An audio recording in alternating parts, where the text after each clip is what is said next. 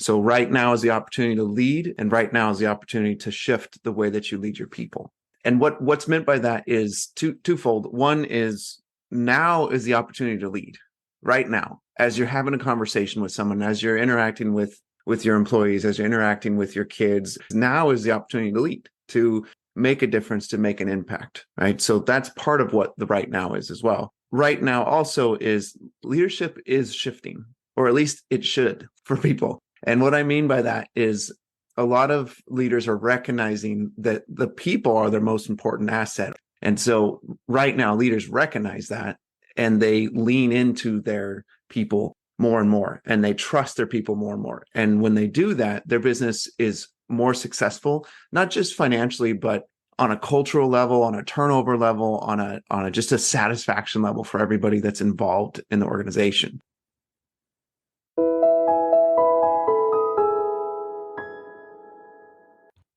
Welcome to Linda's Corner, where we bring more hope, healing, and happiness to the world. My name is Linda Bjork, and today we're going to be talking about increasing our leadership skills. I am delighted to welcome Kyle Gillette. Kyle is a leadership and business coach, behavioral analyst, the creator of the SAGE Mindset Leadership Framework, and the author of Right Now Leadership, a 4-part framework for today's leader. You can reach Kyle at his website, GilletteSolutions.com, and I'll include a link in the show notes. Welcome, Kyle. I'm so glad that you could join with me today. Hey, Linda, thank you for having me. Just a heads up, my website's now blueshirtcoaching.com. Oh, thank you for the correction. That makes a big difference. So I need to include the correct link to the new website. So I appreciate that. Well, Kyle, it's been about a year since you and I had a conversation. And so I'm delighted to welcome you back. And last time we talked about time management, which is so important for everybody. But today we're going to be talking about some different aspects of leadership. And the title of your new book is about now.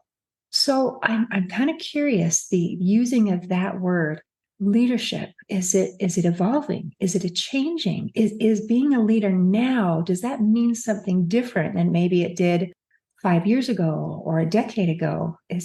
What do we need to know that makes it applicable to now? Yeah, exactly. And that word is in there intentionally. My publisher and I debated the title, and I kind of stumbled on that in the middle of the conversation, said, leaders need to change right now, or right now is da-da-da. And then it came together as right now leadership. And what's meant by that is twofold. One is now is the opportunity to lead right now, as you're having a conversation with someone, as you're interacting with your employees, as you're interacting with your kids, as you're interacting with your friends. Now is the opportunity to lead, to make a difference, to make an impact, right? So that's part of what the right now is as well. Right now also is leadership is shifting, or at least it should for people. And what I mean by that is a lot of leaders are recognizing that the people are their most important asset. On your statement, on your financial statements, they're a liability, but in reality, they're your most important asset. And so right now, leaders recognize that and they lean into their people more and more, and they trust their people more and more. And when they do that, their business is more successful, not just financially, but on a cultural level, on a turnover level, on a just a satisfaction level for everybody that's involved in the organization. So right now is the opportunity to lead and take advantage of the mindsets and habits I talk about in there. And right now is the opportunity to shift the way that you lead your people. That's the intention behind the title and the book. I love that.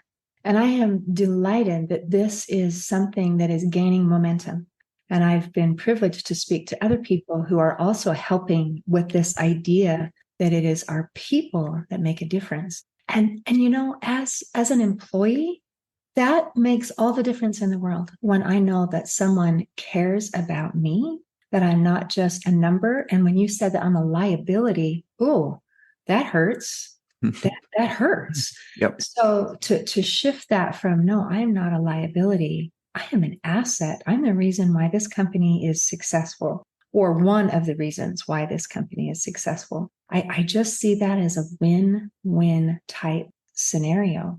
So as a leader trying to implement this idea and say, okay, my people matter. Give me some nuts and bolts. How do I do it? I like the idea. So now how do I do it?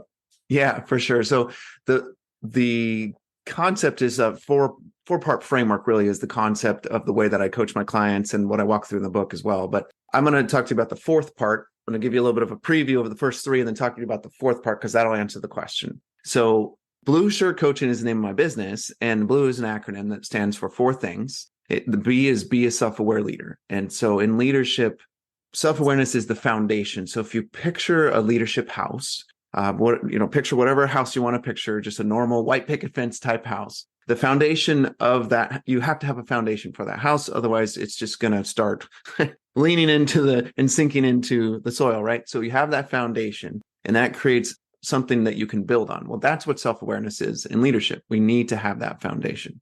Then the L is lead with accountability. So accountability is the nails that holds that leadership house together. Without the accountability, your leadership house is going to fall apart. No matter how beautiful the architecture is, no matter how beautiful it looks like on the outside, it's going to fall apart. It's going to hurt you. And more importantly, really, it's going to hurt other people in the process that you're leading.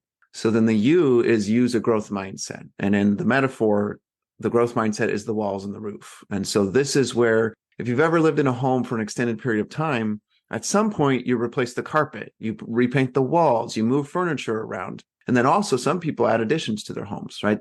Their home grows. It's the same thing with leadership. Our leadership grows, which means other people can come under that roof and be influenced by us, whether they're guests, friends, or whatever. They are being influenced by us by being under our roof. Same thing in leadership. People come underneath our leadership, and we get to have the opportunity to influence them and help them grow as we grow.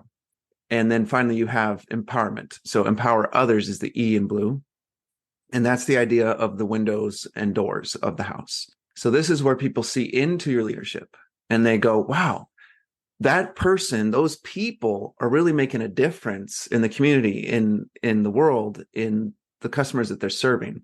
And so you're observed. And then some people actually want to come underneath that influence. Sometimes it's through employment. Sometimes it's as a customer. But either way, they want to be influenced by your leadership.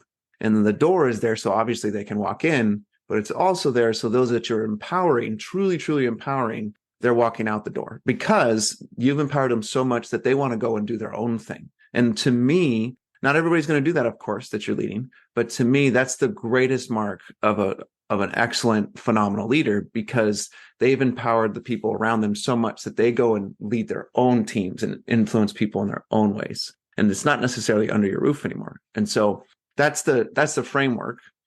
To answer your question, do you have a question just before I jump into? I do. I'm thinking about this last part where you suggested that a mark of a good leader is to be able to empower people so that they don't need you anymore and they can leave. So is that a little bit like shooting yourself in the foot, or how is this a win-win and not just I just lost because my awesome person that I've been working with just decided to move elsewhere?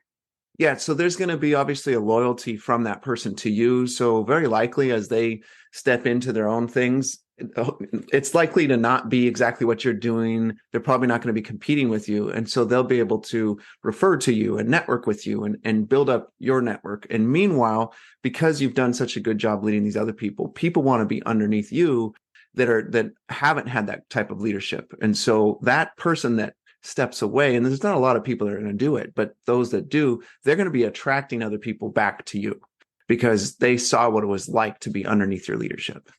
Right? Okay. Wow. All right. So I can just imagine the same scenario where you have your company and you have someone leave and you are horrible to them and they hate your guts and they can't wait to destroy you and take over all their business. And that would be a bad thing. So thinking of it as, man, we had such a great rapport. We work together so well. They trust me. They know that I am trustworthy. They know that I build people up. They know. And so now rather than being under my roof, they're my neighbor, and we're able to I love that networking. So now they are a strength and kind of a pillar, not necessarily to your house, but so, okay, I could see that going either way. But if you had the right background, that right environment where you can continue to build each other up, you're actually empowering someone to help you even more so, just in a different capacity. Okay. An example in my career is I worked for an organization for 10 years as a nonprofit. And when I left to move to the Pacific Northwest, I help them replace me. And the person that replaced me is still there 9 years later. Right. So that's a huge deal. And when I left my HR job just before I started my business, the person I helped them replace me there too. As I walked out the door, another guy by the name of Kyle actually went into the organization, and he's still there as well. So me walking out the door gave them people that had longer longevity than I even did in the organization, the organizations that I left, right? So that's an example of how their leadership inspired me to make sure that I would help them replace them. But to answer your question from earlier, the practical nuts and bolts of empowering someone that stays within your organization, there's 5 pieces to it, or 5 levels to it. And the first one is you start with fascination. And what I mean by that is, Linda, are you a moviegoer or a TV show watcher? Okay. So do you have a favorite show or movie recently that you watched? Gosh, there haven't been a lot of good ones out lately. My way of thinking, let me think. Let's go old school. How about a movie that pops into mind is Lord of the Rings. Okay. Oh man, I'm totally on board with you on Lord of the Rings. So did you watch it in the theaters by any chance? I did. Okay. So I think it was the second episode or the second in the series that was the one that really got me. But anyway, when you were in the theaters and watching the movie, I'm sure that you were at the edge of your seat and you were riveted. Your all your senses were tuned into that movie. You were fully engaged. You were excited about everything that was going on. Your emotions were engaged, and you just riveted and fascinated by what was going on in the story of the movie. Well, when it comes to empowering people, we want to make an assumption. And that assumption is that those that we lead are fascinating. They're fascinating. And to start with that assumption, like you're riveted by a movie, leaning in and just fully engaged with that movie would be the same that we need to be with the people that we get to lead. We have the opportunity to lead them, because everybody's story really truly is fascinating when you get to know them, right? When you dive in with them and you know their story, it really is fascinating. The way they think is fascinating. Who they are, their character, all that can be truly fascinating. If you start with the assumption that they are, if you start with the assumption that they're just an employee that needs to get stuff done for you and you have to pay them, they're not going to be fascinating. It's going to be difficult to empower them, right? So that's step one. Assume that everybody that works with you and for you is absolutely fascinating. They're worth putting the effort in to know more. Step 2 is to actually get to know them more, which is to study them. And how do you do that? Well, you pay attention, right? You watch how they get their work done. You look at the way they communicate. You pay attention to their body language, their tone of voice. What are their strengths? What are their limitations? And there's tools to help you learn this through assessments. And then there's obviously just things you can do in terms of studying body language, or just plain out paying attention to the people that work for you and you interact with. So you study them. And once you study them, now you're able to ask them questions that really fit them, right? So you're fascinated by them. So your unconscious mind is already going, wow, this person is really interesting. What can I ask them that's interesting? And then you get to know them more practically with the nuts and bolts of their emotions and their stories. And then the questions that you ask them to help them solve problems in the organization are much more pertinent to their personality, which means you're going to help them think more clearly. And ultimately, to really empower someone, we want to empower their thinking, right? We're not just delegating tasks. We want to help delegate powerful questions to them that they can answer and come up with solutions on their own, because that's actual empowerment, right? If we just give someone something to do, a lot of things a robot can do that in, right? Or AI can do that. But when you require a human to actually think for themselves, that's beautiful empowerment. And that's what keeps a culture moving. Once you've done that, now you know who they are. You're really fascinated by them. You ask them powerful questions. They come up with great solutions, and you can assign them hard work. You can assign them challenging things that you can let go of yourself, which is really helpful for you. And then you go to holding them accountable, right? So the 4th layer of empowerment is we have to hold people accountable for the things that we give to them, the assignments that we have for them. And that's a whole nother layer of a different conversation, what that looks like. But that's the 4th step. And then finally, the 5th is celebrate. Celebrate your people. If you really want to empower them, celebrate them in the little things. I'm coaching my daughter's 6th through 8th grade soccer team. And at the game, we play 2 games every Saturday. And so in the middle of the game and at the end of the game, every single girl on the team I'm figuring out one very specific thing in that moment that I want to celebrate that they did well. Right. So they come off the field and like, you did a really good job keeping the ball on your foot as you dribbled down the sideline. And I'm telling one person on the team that specifically because that's what she did really well. And this is a way to celebrate your employees, is paying attention to those specifics. And since you're already studying them and you're already fascinated by them and you've asked them really good questions, the things you can celebrate are going to be easy to figure out. Wow. Okay. This is so beautiful. So as we're going through this 5 steps, and the first thing includes my intent, like we are my assumptions. So we're having a conversation, and say we just met for the very first time, and so I am going to come. We come with assumptions about what I expect this conversation, what I expect to get out of meeting with you, of talking with you. And if I come with that initial expectation and my initial assumption is this is going to be good, it's going to be very good, because I've already done enough background that I know that you're fascinating. And I imagine when we're hiring an employee, we've already done enough background check to say, you are somebody that I want here. So we've got really a baseline. And then from there, we really should have enough to come up with the assumption, that expectation that this is going to be good. And isn't it amazing how frequently our expectations are met? Yep. And we come in with the expectation of, well, I got a bunch of lame sauce employees who don't show up on time and they do the absolute minimum that they possibly can because they're lazy and they're blah, blah, blah. And when we come in with that, I think we attract that. And I think we get that kind of a response. And that is something, quite frankly, I had not even considered before you brought it up, is that let's start even before the first word is spoken with my mindset of this is going to be good.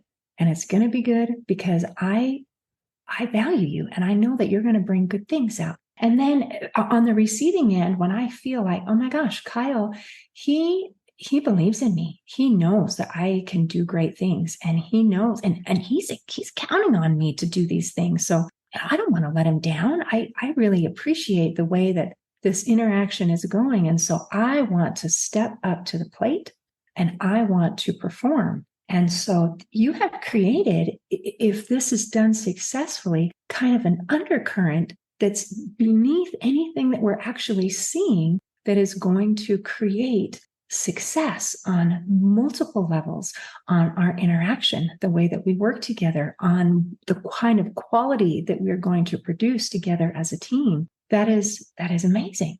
And I loved as you're going through these different steps that you brought in AI. And here, this is something that is changing as we're talking about what do we need for today. We need to be so that we're not instantly replaceable by something else. What do I, as a human being, have to contribute that a computer can't, so that we can work with our computer and have that be awesome rather than feeling like I just got replaced? So that was fabulous. And then I also loved how you brought in soccer. That this is not just in business, this is everywhere. These are the types of things that we can use to improve the teamwork and in everything, so that we're happier. We're happy as we're doing it. And then you are so careful and particular in paying attention. What is the role of a leader? It's someone with their eyes wide open, looking for positive things and solutions and how to make things better. And I appreciate that, because I know there have been different work situations where the environment is, okay, everybody, your job is to nitpick each other and tell on your neighbor, and let's make sure we get all of the negatives. And the idea is that way we make the corrections, but what it really does is it makes a bunch of bickering and backbiting, and nobody likes to be there. So looking for those specific positive things, because I am paying attention. I'm paying attention to the way that you dribble the ball. I am paying attention to the positive things that you do. I love it. I love it. So if you've created this, and we're talking about, you've made a whole a framework using this analogy of a home and different aspects of the home. And here, this is empowerment, but it also feels to me like it's below the foundation. It's your bedrock. It's something that maybe I can't see, but it infuses everything. Yeah, I would say in the book I talk about how rebar reinforces concrete, and rebar is what creates the tension in the concrete so that it doesn't crumble, right? And I can't, to be honest, I can't exactly remember what I equate that to directly in the book, but I think it's like trials and struggles and stuff like that that help us to reinforce that foundation of self-awareness. Underneath all of that, if you get below all of that, the real thing here is your own mindset about the people that you're leading, about yourself, and that your thinking, the way that you think about yourself, the way that you think about others, is going to impact everything else. Our brains can handle, I think it's 1 million bits of information a second. That's what our unconscious mind takes in. But our conscious mind only takes in, I think it's 166 bits of information. That's all that conscious mind can take in. But we get to direct what those bits of information are that we pay attention to, right? So if I decide in the morning that I want to be more self-aware today, then I tell myself, okay, I need to focus on how am I behaving? What's going on with me? And that's the bits of information that my unconscious mind is going to bring to me because I told it what to do. Same thing with empowering other people. I'm going to pay attention to my client and say, okay, with Gabriel, I want to focus on what she's doing really well as a leader. And as I'm coaching her, those things are going to pop out, even in the nuances of like a situation that's really crappy for her, where she may have even screwed up big time, right? I'm still going to be able to catch those things that were going well that I can appreciate her for or celebrate within her, right? So it's setting your intent, like you said earlier, setting our intention, but empowerment is starting with me and my mindset. And then it goes into the actions that I take and the words that I used. But you have to start with your mindset. Otherwise, you're hamstringing yourself and other people in the process. Leadership is about the leader, becoming that person who can inspire, that person who has that skill set. And so that means that as a leader, and again, I'm going to bring back your soccer thing. We have leadership roles in business. We have leadership roles in our community. We have leadership roles even within our families. There are lots of opportunities to lead. And in every one, it begins with us. It's not, how can I force these people to do what I want? How can I force them to think the way that I expect? How can I force them to produce and do more? It starts with me. And that's what creates a good leader. That's what makes the difference. Now, I really appreciate you were talking about looking for the positives, and the example you gave is in this person who maybe screwed up. So one of the aspects is accountability, and we're talking about creating this positive expectation, this positive environment, but we also have accountability. So can you give us some examples of how someone comes and they messed up, that you would hold them accountable and still not destroy this relationship or crush them? Yeah, so there's two sides to the coin of accountability, because there's self-accountability, which is, truly on me and on you. And then there's the accountability that's to the team. And I can't hold anybody accountable in all reality. And I know that's language that is used, but they are the only ones that can keep themselves accountable, right? I can give them a system or a process to help them stay accountable, but I can't hold them accountable. And I say that word sometimes when I don't really mean it, because I know that doesn't make sense. You really can't hold somebody, but you can help them to be. So if we're talking about others, one of the first things we have to do is get rid of our assumptions. So back to assumptions, right? The first thing we need to do is assume that this person has good intent. And however they screwed up, we need to assume that they have good intent. So start in our heads with the right story that, okay, Susie messed up when she was having the conversation with the client, and we lost the client because we lost a $50,000 client because Susie messed up, and the client's really mad at her.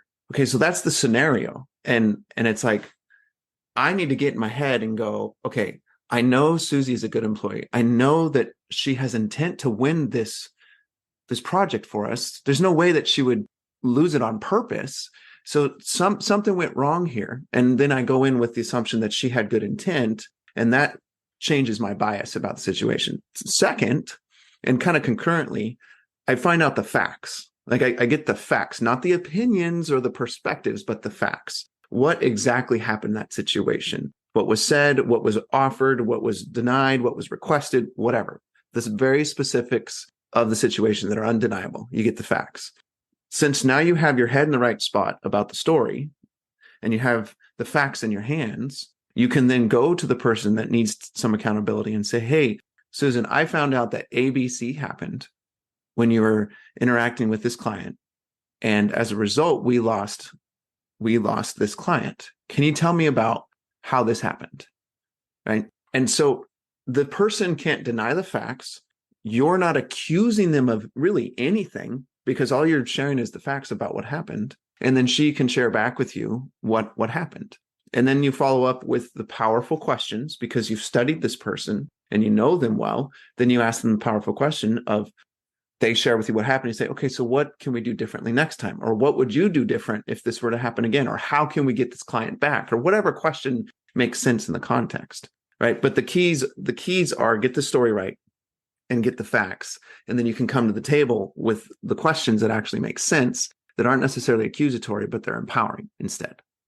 So once again, it's starting with the leader putting themselves in the proper mindset so that they can be objective rather than reactive, and be able to handle it. So let's say in this case, as I'm talking with Susie, and it could go multiple ways. It could be, wow, I can see where I went wrong, and next time I'm going to nail it.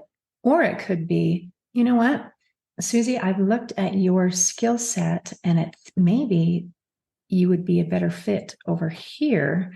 And maybe we can bring in, Jill or whoever to handle this particular aspect because their skill set matches the job requirements. So I can see that it could be an opportunity to learn and grow. And it can also be an opportunity to say, that the skills required for this particular job are not a good fit.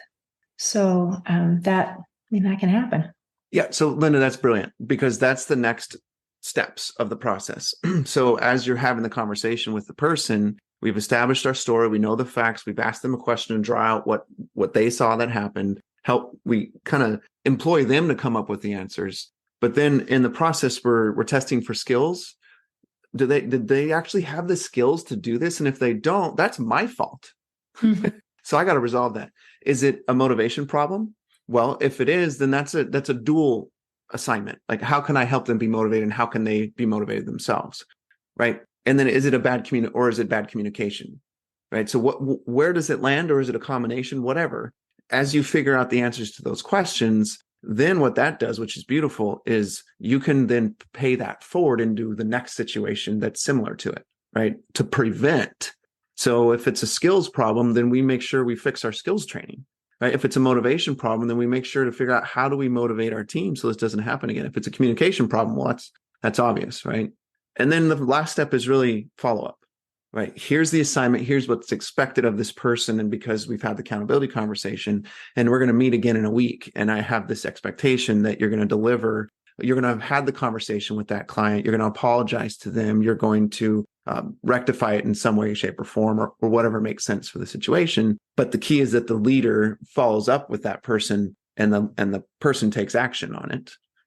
And whatever the follow-up time is, roughly a week, for instance, then the whole accountability process can land. And if you miss any of those steps, it's not going to land. It's just not. It's going to fall apart at one of those points. Whichever point is missing, that's where it's going to fall apart. Wow. Okay.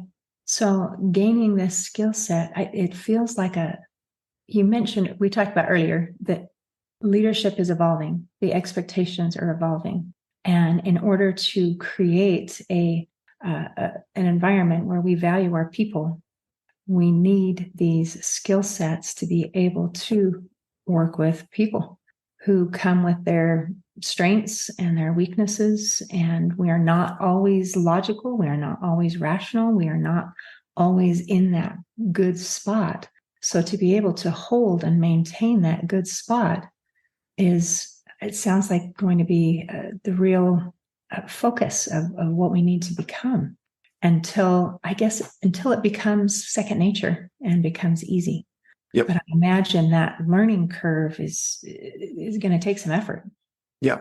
And that's why the foundation is self-awareness, right? Because that allows you to know where you are in that process of making it easier and easier to empower others, to help others grow, all those, and hold others accountable, right? If you're not paying attention to the process that you're going through and you're growing in there, it's going to be harder for that process to continue. If you think about, like, on teams, when they know the score, there's a different motivation than when you don't. If you're just playing pickup, whatever sport, and you don't know the score, you're just kicking around, you're having fun. But if someone starts saying, hey, I think the score is 4-5 and we got 10 minutes left to play, all of a sudden the game picks up.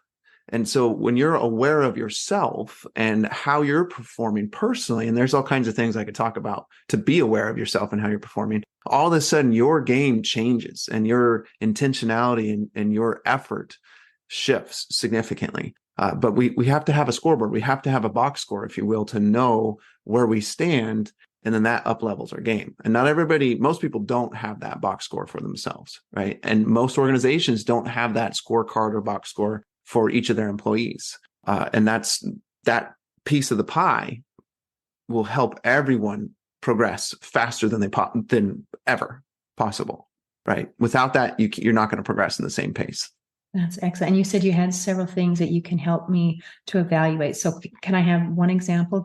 How do I know where I'm at? Yeah. So I have a dashboard on my right screen. It's not up right now because I don't want to be distracted, but I touch on 7 different areas of myself and my business that I'm wanting to track. And so I track it based on the number of minutes or hours in a given week that I spend in those areas. Right. And so at the end of the week, I'm looking at my calendar and going, how much time did I spend in each of these areas? And I'm supposed to spend 10 hours of coaching each week. And I'm supposed to spend 5 hours of networking each week and 3 hours on education each week, et cetera. And then I enter the numbers in, and then it gives me a percentage of how I'm doing. And I want to break 80% in each of those categories every single week. If I do, my scorecard says I had a great week. If I don't, at the end of my week on Saturday, so I do my scorecard on Friday, and then on Saturday, I reflect on what I need to shift with a 4 or 5 question process that I go through. Right. So that gives me even more self-awareness and creates action to move forward on the scores that I saw for the previous week. Right. And some people, you can put in whatever you want in there. Maybe it's a relational thing. You have a relational category and you want to spend a certain amount of time with friends or family. Maybe you have a financial category and you want to be studying your finances or putting effort towards decreasing debt, or it doesn't matter. It's whatever fits the person, and you're putting time and effort towards it and tracking that time and effort. And that creates an awareness for yourself that continually moves you forward. Oh, I say that this is my priority. And then you're holding yourself accountable and saying, okay, if that is a priority to me, did I spend my time there? Did I spend my effort there? And if I didn't, then maybe that's not really my priority, or maybe I need to readjust where I'm putting my time and my effort. And that's kind of beautiful that comes back to time, because that's something that we talked about earlier. So beautiful. Well, Kyle, this has been delightful. Is there anything else you want to make sure that we cover before we close today? Yeah, a lot of what I shared with your audience today has been from my book, Right Now Leadership. And so I just want to encourage people, if they're interested in learning more, they can go to my website, go to blueshirtcoaching.com/book. The book is on sale right now. You can order ahead of time. And I'm giving away the ebook for free. Once you purchase the regular book, you get the ebook, and would love for people to check that out. That is fantastic. Well, thank you so much for sharing that. In closing, I'd like to share a quote by Warren Bennis. He said, "Leadership is the capacity to translate vision into reality." Today, I invite our listeners to increase our skills to become better leaders. See you next time on Linda's Corner. Thanks for listening. Please share and subscribe to help us reach new listeners. And if you'd like to heal your life from the inside out, there is a free video series at hopeforhealingfoundation.org. Just click on the free stuff tab. I also invite you to grab a copy of one of my books, like Crushed, A Journey Through Depression, and You Got This, an action plan to calm fear, anxiety, worry, and stress. See you next time on Linda's Corner.